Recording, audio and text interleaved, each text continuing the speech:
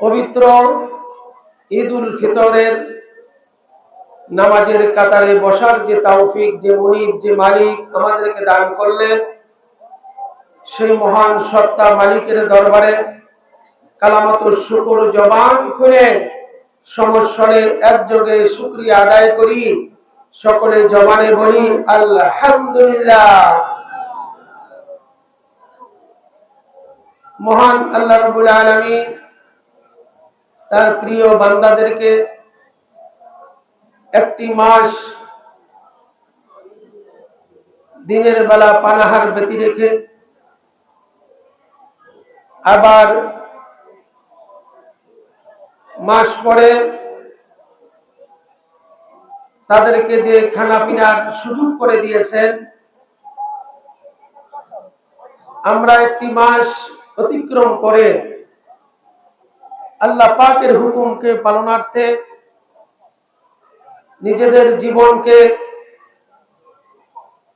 ধন্য করার জন্য আখিরাতের মুখী হয়ে আল্লাহ পাকের হুকুমকে পালন করে রাসূল খোদা সাল্লাল্লাহু আলাইহি ওয়াসাল্লামের তরিকার উপর থেকে নিজ জীবনকে যে অতিবাহিত করেছি এবং ঈদগাহে সমবেত হয়েছি, এই জন্য আমরা খুশি না বেজার? আলহামদুলিল্লাহ। আর আল্লাহ পাক এটাই চাচ্ছে, বান্দা যখন খুশি হয়ে আন্তরিকভাবে শুকরিয়া জ্ঞাপন করে, আল্লাহ পাকের দরবারে শুকরিয়া আদায় করে, তখন আল্লাহ পাক বেশি খুশি হন। আল্লাহ পাক এত বেশি খুশি হন, খুশি হয়ে ওই বান্দাদের জন্য জান্নাতের মধ্যে আরেকটা জান্নাত তৈরি করে দেন। বলিন আলহামদুলিল্লাহ।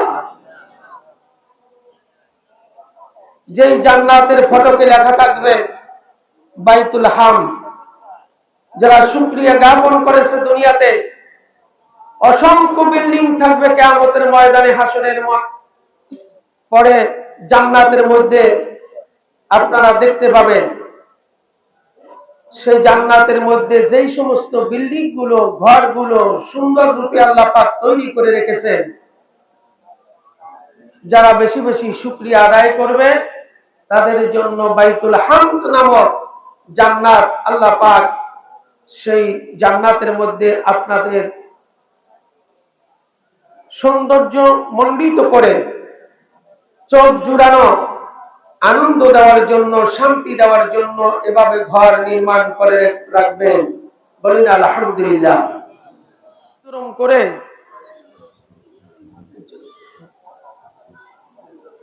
অতিক্রম করে আমরা যেন আল্লাহ পাকের সান্নিধ্য লাভ অর্জন করতে পারি, নিজেকে ধন্য মনে করতে পারি, নিজের আমলকে পরিশুদ্ধ করে কিয়ামতের ময়দানে আল্লাহ পাকের ডাকে সাড়া দিয়ে তার সামনে হাজির হতে পারি।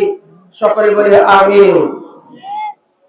বিশেষ করে আজকের ঈদ, ঈদ মানে খুশি, ঈদ মানে আনন্দ, ঈদ মানে অন্তরাত্মার প্রশান্তি। সেই প্রশান্তি ওই ব্যক্তিদের জন্য যারা একটি মাস আল্লাহ পাকের হুকুমকে পালনার্থে দিনের বেলা পানাহার ব্যতি রেখে আল্লাহর হুকুমকে পালন করেছে। তাদের জন্য আজকের এই ঈদ, তাদের জন্য আজকের এই আনন্দ, তাদের জন্য এই উৎসব, তাদের জন্য ঈদের জামাত, তাদের জন্য আল্লাহ পাক ঘোষণা করছে ঈদের জামাত থেকে যখন তারা ফিরে যাবে তখন তারা নিষ্পাপ, নিষ্কলঙ্ক, মাসুম, বেগুনাহ হয়ে তাদেরকে আমি বাড়ি ফিরিয়ে দিব। বলুন আলহামদুলিল্লাহ। এটি আল্লাহ পাকের ওয়াদা। যারা একটি মাস আল্লাহ পাকের সিয়াম সাধনার মাধ্যমে কামরিপু ধৈর্যের সাথে আল্লাহ পাকের এই হুকুম পালন করেছে, নিজেদেরকে পানাহার ব্যতি রেখে ধৈর্য ধারণ করে দিনের বেলা কোনো কিছুই তারা পানাহার করে নাই, একমাত্র শুধুমাত্র আল্লাহর ভয়ে, আল্লাহর হুকুম পালনার্থে। তাদের জন্যই এই ঈদের জামাত, তাদের জন্যই হচ্ছে ঈদের আনন্দ, তাদের জন্যই হচ্ছে ঈদের খুশি। এবং এই খুশিটাকে আল্লাহ পাক এত বেশি খুশি হন, ফেরেশতাদেরকে নিয়ে গর্ব করতে থাকেন। ফেরেশতাদেরকে প্রশ্ন করেন আল্লাহ পাক, ফেরেশতাদেরকে সামনে নিয়ে আল্লাহ পাক প্রশ্ন করতে থাকেন, ও আমার রহমতের ফেরেশতারা,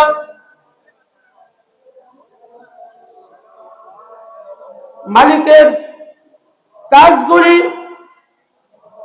যারা প্রজা আছে তারা যদি সঠিকভাবে আদায় করে তাহলে তার প্রতিদান কি হওয়া উচিত? ফেরেশতারা উত্তর দেয়, এবার হে আল্লাহ, যেই মালিকের কাজ প্রতিদান, যেই মালিকের কাজগুলি সম্পন্ন পরিপূর্ণভাবে আদায় করে ওই মালিকের পক্ষ থেকে তাদের জন্য পরিপূর্ণ হিস্সা দেওয়া উচিত। বলুন না সুবহানাল্লাহ। আল্লাহ পাক যখন প্রশ্ন করে, হে আমার ফেরেশতারা, কোন মালিক যদি মালিকের মনিবের যদি কাজগুলি কোন প্রজা, কোন চাকর পরিপূর্ণ আদায় করে তার কি পাওনা হতে পারে? তখন ফেরেশতারা বলে, হে মালিক, তার পাওনা হচ্ছে এটাই আমরা বুঝি যে তার পরিপূর্ণ পাওনাটা তাদেরকে দেওয়া উচিত। বলুন না সুবহানাল্লাহ। আল্লাহ রাব্বুল আলামিন ফেরেশতাদেরকে সামনে রেখে ঘোষণা দেয়, তোমরা সাক্ষী হয়ে যাও, আমি মালিকের যারা হুকুমগুলি সঠিকভাবে পালন করেছে, সঠিকভাবে আদায় করেছে, তোমরা সাক্ষী হয়ে যাও ওই বান্দাগুলির সমস্ত জিন্দেগীর তামাম গুনাহগুলি আমি মাফ করে দিলাম। বলুন না সুবহানাল্লাহ। এভাবে আল্লাহ রাব্বুল আলামিন তার বান্দাদেরকে মাফ করে দেন, ক্ষমা করে দেন। ওই বান্দাদেরকে জিন্দেগীর গুনাহ খাতা যা কিছু ছিল ঈদের ময়দানে আল্লাহ পাক তাদেরকে গুনাহ খাতা মাফ করে দিয়ে মাসুম, বেগুনাহ, নিষ্পাপ, নিষ্কলঙ্ক, কেবল মাত্র মায়ের পেট থেকে উদার থেকে কেবল সদ্য জন্ম নিল তেমনি ভাবে নিষ্পাপ নিষ্কলঙ্ক করে ঘরে ফিরিয়ে দেন। বলুন আল্লাহু আকবার। সেই আশা, সেই ভরসা, সেই চাওয়া আমাদের প্রত্যেকের অন্তরে আছে। আমরা যেন আজকে নিষ্পাপ নিষ্কলঙ্ক হয়ে মাসুম বেগুনাহ হয়ে ঘরে ফিরে যেতে পারি ইনশাআল্লাহ। এই জন্য আল্লাহ রাব্বুল আলামিন তার প্রতি আমাদের অবিচল আস্থা এবং হেদায়েত আমাদের চাইতে হবে। আল্লাহ পাক যেন আমাদেরকে হেদায়েত দান করেন, মুত্তাকিন পরেজগারিতা অবলম্বন করার সুযোগ করে দেন। আল্লাহ রাব্বুল আলামিন বললেন, ওয়া মান ইউমিন বিল্লাহি ইয়াহদি কলবাহু আল্লাহু বিকুল্লি শাইইন আলীম। আল্লাহ রাব্বুল আলামিন বললেন, যেই ব্যক্তি আল্লাহর উপর অবিচল আস্থা বিশ্বাস স্থাপন করবে তিনি তার অন্তরকে সঠিকভাবে পরিচালিত করবেন। এটা আল্লাহ পাকের ওয়াদা এবং আল্লাহ পাক সর্বময় সর্ব বিষয়ে জ্ঞানী। বলুন না সুবহানাল্লাহ। আল্লাহ পাক বলতে চাচ্ছেন এটি যে ব্যক্তি হেদায়েতের আশায় আল্লাহর উপর অবিচল আস্থা বিশ্বাস তার অন্তঃকরণে স্থাপন করে নিবে, আল্লাহ পাক বলতেছেন তিনি তার অন্তরকে, আল্লাহ পাক ওই বান্দার অন্তরকে সঠিকভাবে পরিচালিত করবেন। বলুন আল্লাহু আকবার। তার মানে হলো আমাদেরকে আল্লাহর কাছে চাইতে হবে সঠিক পথ, হেদায়েতের পথ। আমরা যদি অন্তর দিয়ে চাইতে পারি আল্লাহ পাক আমাদেরকে অবশ্যই তিনি ওয়াদা করেছেন আমাদেরকে সঠিক সরল পথে তিনি পরিচালিত করবেন ইনশাআল্লাহ। যার কারণে আল্লাহ রাব্বুল আলামিন আমরা মুসলমান যদি নাকি সঠিকভাবে মুসলমান হতে পারি আল্লাহ পাক অবশ্যই আমাদেরকে হেদায়েত দান করবেন। এটি আল্লাহ পাকের ওয়াদা রয়েছে। তিনি কুরআনুল কারীমের ভাষায় তিনি বললেন, ফাইন আসলামু ফাকাদ ইহতাদাও। আল্লাহ পাক এভাবে বললেন যে ব্যক্তি মুসলমান যদি সঠিকভাবে মুসলমান হতে পারে তাহলে তার জন্য আমার পক্ষ থেকে হেদায়েত রয়েছে। বলুন আল্লাহু আকবার। আমাদেরকে মুসলমান হতে হবে। মুসলমান হওয়ার জন্য আল্লাহ পাক শর্ত দিয়েছেন, ওয়ালা তামুতুন্না ইল্লা ওয়া আনতুম মুসলিমুন। আল্লাহ পাক কুরআনুল কারীমের মধ্যে বলেন, তোমরা মরিও না, তোমরা মৃত্যুবরণ করিও না যতক্ষণ পর্যন্ত মুসলমান না হতে পারবে। বলুন না সুবহানাল্লাহ। তার মানে হলো আমরা মরণশীল, প্রত্যেকটা মানুষই আমি জানি আমরা মরণশীল, একদিন চলে যেতে হবে, দুনিয়ায় থাকা যাবে না, মরে যেতে হবে।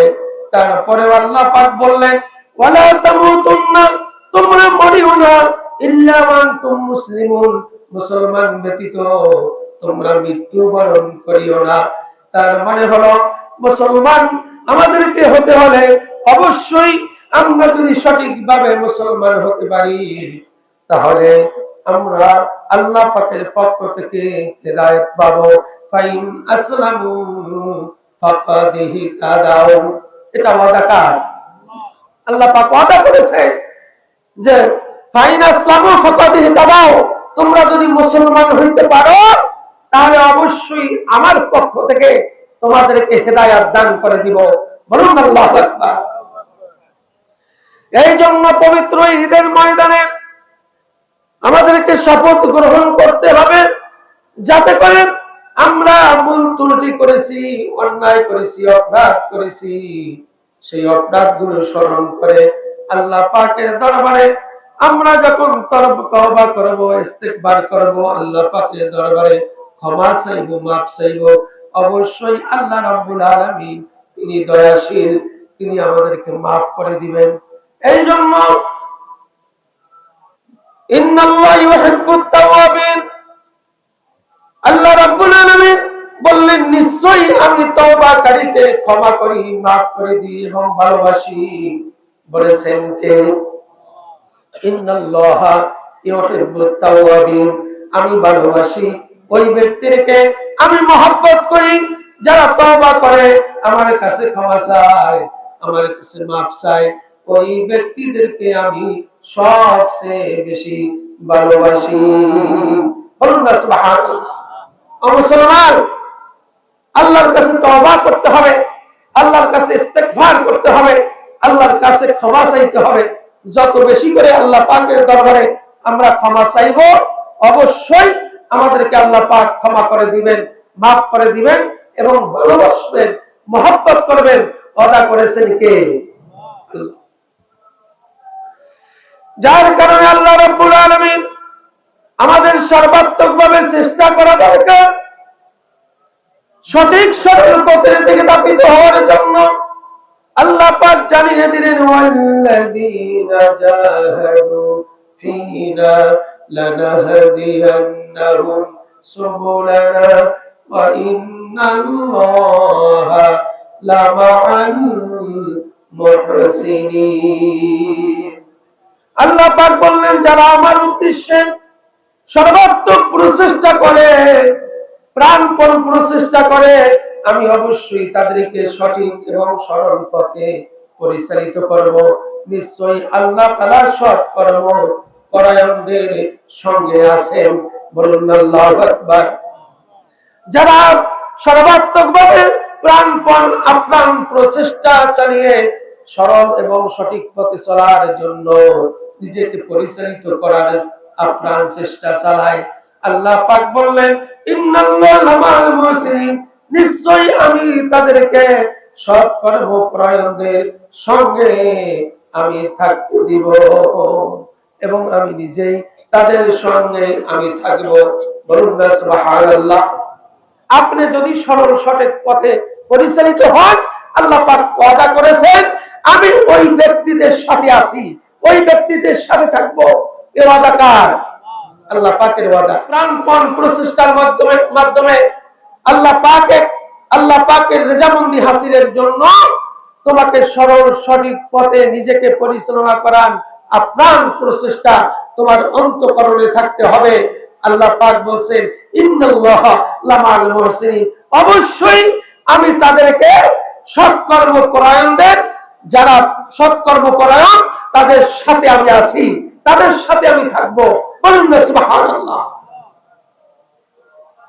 যার কারণে আল্লাহ রাব্বুল আলামিন সৎকর্ম পরায়ণ ব্যক্তিদেরকে যারা ভালোবাসবেন তারাও সঠিক পথে পরিচালিত হতে পারবে।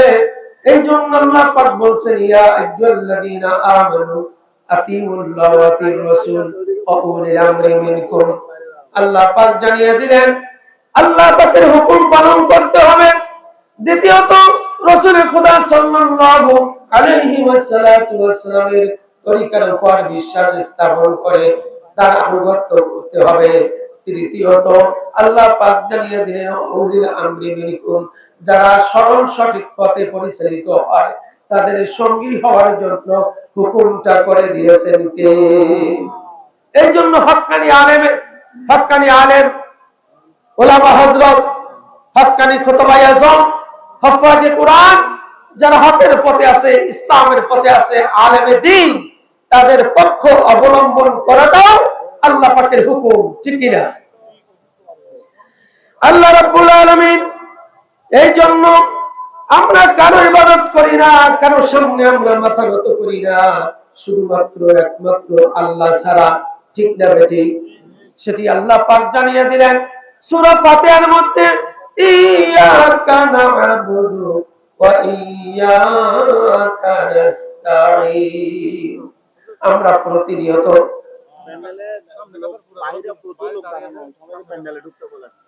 সামনের দিকে, এদিকে ফাঁকা জায়গা আছে, পিছনে যারা দাঁড়িয়ে আছেন সামনের দিকে ফাঁকা জায়গা আছে, আপনার এই বাম পাশে সামনের দিকে ফাঁকা সামনের কাতারগুলি আগে ফাঁকা জায়গাগুলি পূরণ করি। যার মাঝখানে আছে একটু, যার সামনে ফাঁকা জায়গা সে একটু পিছন থেকে সামনের কাতারে এসে ফাঁকা জায়গাগুলি বন্ধ করে দেয়। মহান আল্লাহ রাব্বুল আলামিন প্রতিনিয়ত আমাদেরকে বলার জন্য সূরা ফাতিহাটি নামাজের মধ্যে আল্লাহ পাক দান করে দিলেন। আমরা প্রতিনিয়ত নামাজের মধ্যে বলি, ইয়াকা না'বুদু ওয়া ইয়াকা নাস্তাঈন। ইয়া আল্লাহ, আমরা একমাত্র শুধুমাত্র তোমার ইবাদত করি এবং তোমার কাছে আমরা সাহায্য চাই। ইয়াকা না'বুদু, তোমার ইবাদত করি, আর ওয়া ইয়াকা নাস্তাঈন, সাহায্য তো তোমার কাছেই চাই। বলুন না সুবহানাল্লাহ। যার কারণে আল্লাহ পাক এই কথার উদ্দেশ্য হচ্ছে 5 ওয়াক্ত নামাজের মধ্যে আল্লাহ পাক সূরাটি কেন এভাবে কথাটি তিনি জানিয়ে দিলেন, তিনি জানালেন এই জন্য, বান্দা তো একমাত্র শুধুমাত্র আমার কাছেই সিজদা দিবে, আমার কাছেই ইবাদত করবে, আমারই বন্দেগী করবে। আর যদি সাহায্য চাইতে হয় তাহলে আমি মালিক আল্লাহর কাছে সাহায্য চাইবে। এই জন্য আমরা প্রতিনিয়ত বলে থাকি, ইয়াকা না'বুদু ওয়া ইয়াকা নাস্তাঈন।